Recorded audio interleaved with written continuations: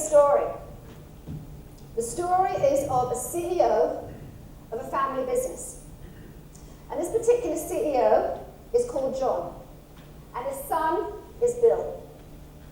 And I was called in to see him in London. We go in to see John. We talk about the fact that his son had asked me to see him because they were recognizing some signs and symptoms of stress.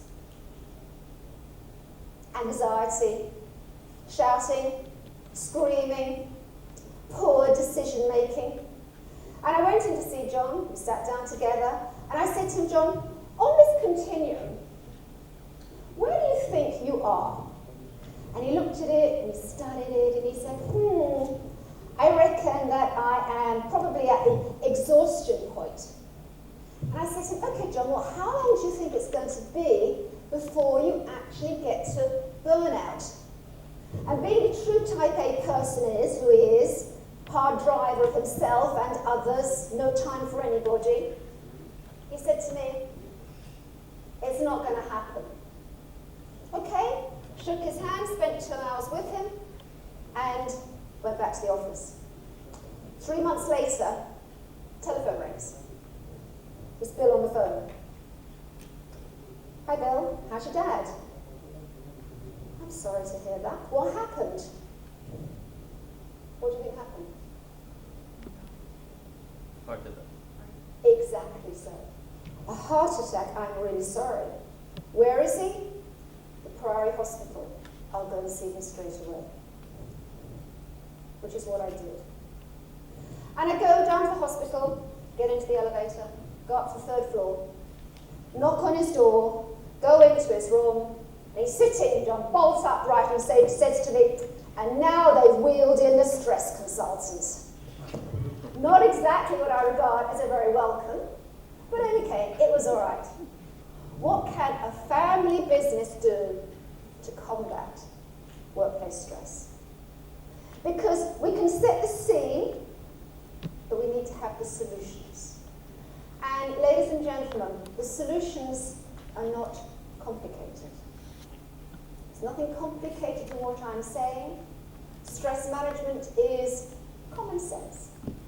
Stress management is good business sense. So what can businesses do to combat workplace stress?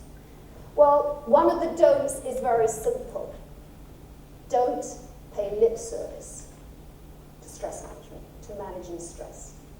You know, because legislation and litigation are high on the UK agenda at the moment, and being an expert witness to the courts, I really do appreciate that one. There are too many businesses that have their checklist and they tick stress management off. And they call us in, will you run a program? Yes, yes, tick. And you think, where is it going to go now? And the answer is nowhere. So just to take managing stress management off of your list is actually not going to help.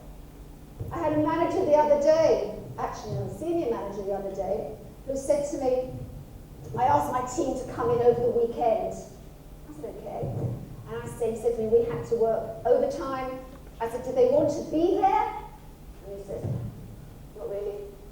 He said, but they did it. So I said to him, did you thank them afterwards? And he looked at me and said, thank them? They got paid. That's not what we're talking about. We're talking about appreciating.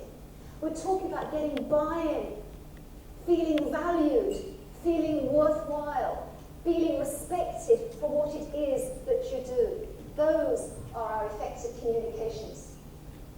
And if you have those effective communications in place, we've heard these words throughout the last 2 days. How can you hold on to your top talent? Your top talent will stay if you unlock their hidden potential. Your top talent will stay if they feel valued and recognized. That's the key to holding on to your top talent. Because we all know how difficult it is to find it. It's not just round the corner. And we've heard that time and time again at the conference. Not easy to find, but we lose it much, much too quickly. In a world where so many businesses come and go, the joy that one hears across this room with the enrichment of your generations and the learning that comes all the way from Italy to where right around the world, with all the businesses have been represented here, it makes no difference. Because the words of the future are, we know hard work. But the major words of the future are innovation, motivation, inspiration, engaging your people to get buy-in. Because when you get that buy-in from your people, you will find there'll be less stress in your organization. Because they truly will want to be there.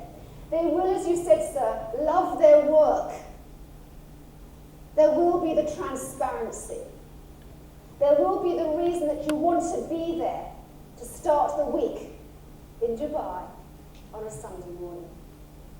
Where should companies draw a line? Because there's a lot of stress which isn't work-related. And according to lots of research, most of it is not work-related. So where should the firm draw a line where it considers itself responsible for stress which isn't based on work, the work environment? Brilliant question. And now you tell me about the graduation, and congratulations on graduating. It's a really good question because, particularly in the UK at the moment, there are employees that are suing their businesses, and they're usually only winning for work-related stress. However, the judges are saying that you cannot ignore the impact that stress at home has on the individual.